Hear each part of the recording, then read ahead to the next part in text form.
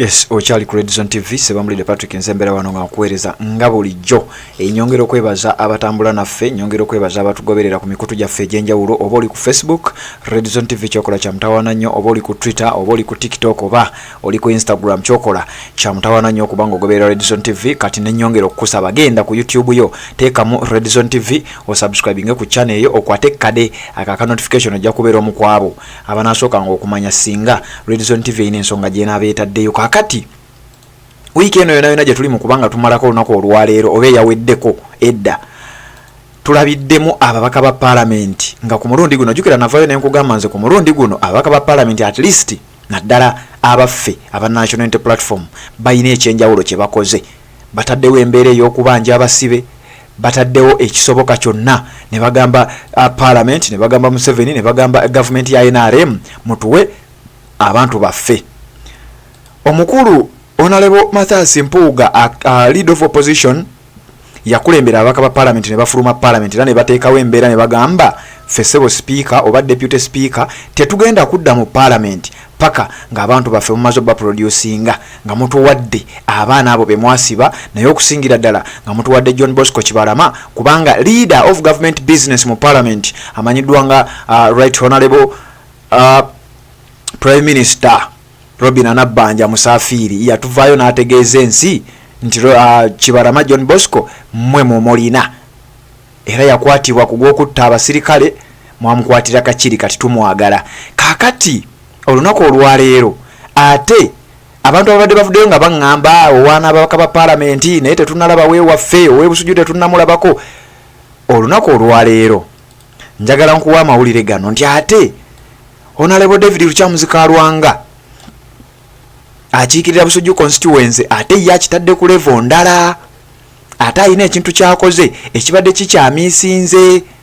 njagala okutegeeza gwali ku Redison TV Honorable David Luchamuzi Kalwanga akutte ensonga n'agitwala direct paka ewa Ssaabasajja Kabaka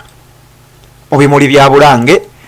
Honorable David Luchamuzi Kalwanga gy'asinzidde n'asindika eddoboozi eri Ssaabasajja Kabaka ng'aliisa mu Katikkiro amanyiddwa nga Charles Peter Mayiga ayimiridde mu bimuli bya Bulange n'ategeeza Obuganda nti bannange ssebo w'ekitiibwa Katikkiro tutegeeza Obuganda oba tubuloopera tewali mubaka wa parliament abadde yakikoze newankubadde nga buli mubaka ayina ettaffaali ly'ataddeko newankubadde nga buli mubaka ayina kyakoze mu kubanja kuno wakiri ate Honorable David Luchamuzi Kalwanga akitadde ku level endala ngenda kuwa ebigambo bye bimu ku ebyo bye twasobodde okuba nga tukufunira bwe yayogedde ng'ali wali mu bimuli bya Bulange mu maaso ga Katikkiro ngenda bikuwa obiwulirize owulire ababaka ba National Unity Platform level kwe batuuse kakati ku luno nze nakugamba emmere ababaka ba parliament gye balidde naddala wiikisi zino 2 oba mwezi guno ogw'e10 nja basaba era Honorable Kalwanga ssebo nze gwokiikirira nja kukusaba emmere gy'obadde olya gy'oba osigala ng'olya ababaka ba parliament aba National Unity Platform amakubo gye mbadde muyitira gye mba musigala nga muyitira Honorable David Luchamuzi Kalwanga kankuwa wano ku bigambo bye owulire bwe yayogedde ng'ali wali mu maaso ga Katikkiro ng'abanja batuwagiranga abantu abalala abantu bano olw'obusungu lw'okuwangulwa baayagala beesasulize mu bantu abaana abo batuwagiranga abantu abalala abantu bano olw'obusungu lw'okuwangulwa baayagala beesasulize mu bantu abamu n'ekituufu tumanyi nti obulumi babuyina naye bakkirize ensi etambula ekiwuka tetambula ng'edda mabega bwe kiba nga kiri bwe kityo n'abali mu makomera bateebwe ate n'abo abali mu kubonaabonyezebwa ng'eddembe lyabwe ery'obuntu lyabaggyibwako eribaweebwa Katonda libaddizibwe kubanga tebalina musango gwe baakola okutuwagira. Njagala kunzika bigambo byange mu bufunzi ebyobufuzi bya Uganda ebirimu empalana twandibadde tusaasirwa fe ababirimu ne tuteeteekebwako nnyo obukongolo twagala okukola n'okukolera abantu baffe naye ekyennaku taata Katikkiro kye tuyina kwe kuba nti bwe twagala okukolera abamu ku bo ate batusika enteega ne twebuuza olumu nti abo bo abatusika enteega bakolera ani nga tulwana tugende mu maaso nga tulwana abantu bano babeere bulungi waliwo abatalaba gye tulaga mutuyambe olw'okuba nti ffe twogerera mu ange eyo by'obufuzi mwe mutuyambe abatali mu byabufuzi message tuba tuleseeyo taata etuuke eri gyerina okulaga n'abantu baffe abali mu ggwanga lino Uganda bamanye gye tulaga. Tetulina bukyayi bwa nkomeredde, tetulina bukyayi buli awo, wabula twagala nsi yaffe emirembe egiri mu mawanga amalala gibeereko ne mu Uganda. Abantu abanyigirizibwa olw'ebyenfuna, abantu abanyigirizibwa obutabaawo bwenkanya mu bikolebwa, bibe nga bivaawo, tuwulire bye tuwulira mu mawanga amalala nga bijjako mu Uganda. Okwo kwe kuyaayana kwaffe. Okitegedde. Honorable David Luchamuzi Kalwanga yagasse eddoboozi lye ku bannayuganda abalala ababanja abaana abaasibibwa olw'ensonga ey'okuwagira Robert Kyagulanyi Ssentamu. Nkugambye ku mulundi guno njagala tusiimeko ababaka ba Parliament aba National Unity Platform bakoze kye babadde balina okukola. Bannayuganda bangi bavuddeyo nga bakuriticizinga nti oba olyawo ekyokuva mu Parliament ne bazira entula za Parliament ebbanga ddene kibaddengawo wano era nga abantu bagamba ekyokuzira entula za Parliament tekina kye kiyamba ku munnansi. Naye wiiki eno yennyininyini we yadde etandika mwalabye ku mawulire twagabaleetedde wano gwabeera ku Red Zone TV oba nga tewagalabye osobola okuddayo mu videos nga 3-4 ezisembayo emabega.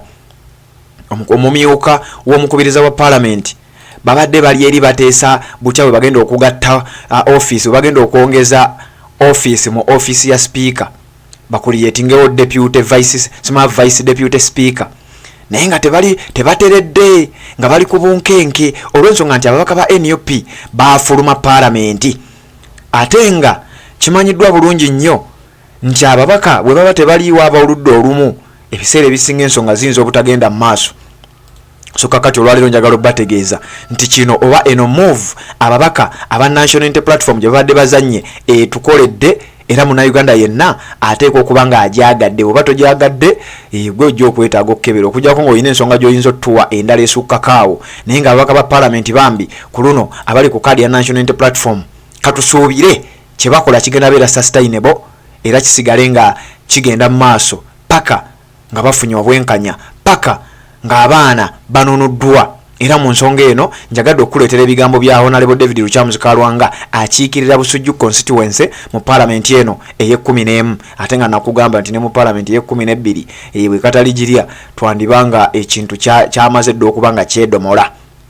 So kati wano ku Red Zone TV nze buvunaanyizibwa bwange okuba nga nkuleeteranga ensonga nga zino obeere ng'obitegeera bulungi nnyo. Eddoboozi ly'owulidde si bigambo byange, si bigambo bya muntu mulala yenna, teri yabimwogeredde. Honorable David Luchamuzi Kalwanga ye yabyeyogeredde wali mu maaso ga mukuumaddamula amanyiddwa nga Charles Peter Mayiga ow'ekitiibwa yabaze okuba nga amutuusaako eddoboozi eryo era ng'alisindika direct ewa Ssaabasajja Kabaka amuloopere nti ssebo nnyinimu abasajja n'abakazi oba abantu bo abaawagira Robert Kyagulanyi Ssentamu, abasajja baabalyawo, abasajja baabasiba nga babalanga ekintu kimu muwagira mutya Robert Kyagulanyi Ssentamu. Abamu n'amayitire gaabwe ne wetwogerera olwaleero tegamanyikiddwa. Era ndowooza Honorable Luchamuzi David Kalwanga yabyogedde bulungi nnyo. Bw'obanga akatambi okawulidde sijja kukakuddiramu, wabula kyengendo osooka okwebaza kwe kusigala ng'okyatambula naffe.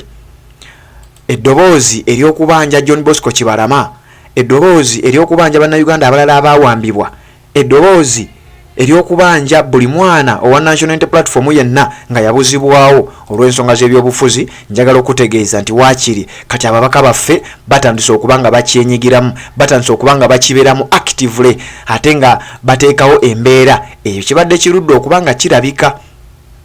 Kati wano wenjagala tusinzire tuba crediting, tubawe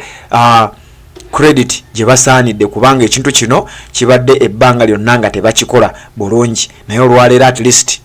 bakoze kye balina okukola. Era obukulembeze bwa leader of opposition amanyiddwa nga Honorable Mathias Mpuuga Nsamba, jjukira olunaku lw'ejjo twamulabye yakulembeddemu kye bayita opposition caucus era ne baddamu ne bakkaanya eky'obutaddira ddala mu Parliament paka nga John Bosco Kibalama, John Damulira, Machete, Olivia Lutaaya, Bassennyonjo n'abaana bonna abaawambibwa nga bamaze okuba nga bateebwa, abalina emisango babavunaane mu makooti. n'abattibwa emirambo gyabwe bwe banga gye bali emirambo gyabwe giweebwe ab'eŋŋanda babeere nga baziikibwa. Kati wano ku Red Zone TV ne nkugamba nti nze ate buvunaanyizibwa bwange okubanga ensonga eno ngikuleetera. Era ne tuddamu ne tulaba ku lunaku lwe lumu nga tulaba omubaka omukyala akiikirira Mityana Municipality, big up Honorable Joyce Baagala Ntwatwa. Wano ku Red Zone TV eyo move twagisimye kuba naye yatuuzizza olukiiko olw'abamu ku babaka ba Parliament abakyala naddala bali mu kibiina ekya National Unity Platform, era naye n'ayongera okubanja obwenkanya ku nsonga ezitali zimu. Era wano bannayuganda bangi naddala ababadde ku Red Zone TV kugambye obanga tewalabye vidiyo ezo, clips ezo kweziri wano. Osobola okuddayo mu clips oba audio zaffe ziringa 3-4 ezisembayo, osobola okuddamu okubanga olivisinga oba olivisitinga amawulire ago n'obanga naawe tosigala mabega wa nsonga zino ez'okumanya n'okutegeera. Honorable Joyce Baagala webala omulimu gwe wakoze, naye banaye ab'Emityana ku luno tetuli ba bulijjo. Wiiki nga 2 emabega Honorable Francis Zaake Butebingeera bulijjo amaze ebbanga nga Parliament yo n'agifukamiza agitadde ku bunkenke abasajja beeraliikirira Zaake bamulaba balaba kiroto kya ntiisa. Weeks zizi era zitambudde Honorable Joyce Baagala mubaka mukyala akiikira Mityana District era naye mumulabye embeera agitaddewo akuŋŋaanyiza ababaka abakyala bali ku ludda oluvuganya ataddewo embeera. Honorable David Kalwanga mu ngeri y'emu akiikira Busujju constituency era mu Mityana District bw'atyo ate ye akitaddemu ebirungo akitadde ku level ndala bwaddukidde Mengo n'Aloopye wa Ssaabasajja Kabaka. Era ffe tuli bagumu bulungi nnyo nti eddoboozi lyamaze dde okuba nga lituuka ew'omutanda. Kakati awo gavumenti ya NRM n'abajjuutuka Ssaabasajja Kabaka kasita ategedde ng'ayita mu musajja we Honorable David Kalwanga amaze okutuusa ensonga ewa Katikkiro. Kati njagala buli muntu yenna abanja John Bosco Kibalama ng'obanja abaana abo abasibe yongeramu amaanyi kubanga n'abakulu baba batandise okwegattako ate mu Rob Double style ate ekintu kigenda kuba kya ddala nnyo. Kati Robin na Nabbanja ebigambo bye yayogera nti John Bosco Kibalama bamuyina era bamuvunaana omusango gw'okutta abasirikale ajja bitunnyonnyola era temwewuunya nga bimutuusizaako n'ewa Ssaabasajja Kabaka n'amuyita nti nnyabo sooka otubuulira abasibe bali luddawa, twagala kulaba ku basibe baffe. Red Zone TV kwoli atanaba kubanga osubscribing agenda ku YouTube yoteeka mu Red Zone TV osubscribing ku channel yo kwate kade akaka notification benga tomisinga nsonga yonna na watulabira ku Twitter kyokola kya mtawana nnyo ali ku Facebook yaffe ya Red Zone TV, TikTok je tuli ne Instagram bwetutyo je tuli tuberayo nga bulijjo nga tukutambuliza ensonga nga bwe zino okubanga zitambula. Sababu Patrick Nzemberayo ngamba weereza mwebale nnyo okubanga mutambula naffe ku ssaawa 4 ez'ekiro olunaku olwaleero lwe Sunday. Jjukira olunaku olwo ye program gye twatuma The Political Archives tugenda kubanga tukusomera akatabo akawandiikibwa akamanyiddwa nga The People Power oba amaanyi g'abantu agasinga agaabo abali mu buyinza. So kati ku ssaawa zigenda kuba 4 ez'olunaku olwaleero ekiro tugenda kubanga tubeerako mu mbeera yonna tubeere nga akatabo ako tukasoma Munnayuganda abeere nga ategeera biki ebyawandiikibwa mu katabo ako amaanyi g'abantu. Ogenda kumanya amaanyi g'abantu butya bwe gayinza okubanga ge gasinga ekintu ekisigadde kyonna okubanga gateekawo enkyukakyuka gwe omuntu gye wandyagadde. Mwebale kubanga mutambula naffe, mbaagala nnyo.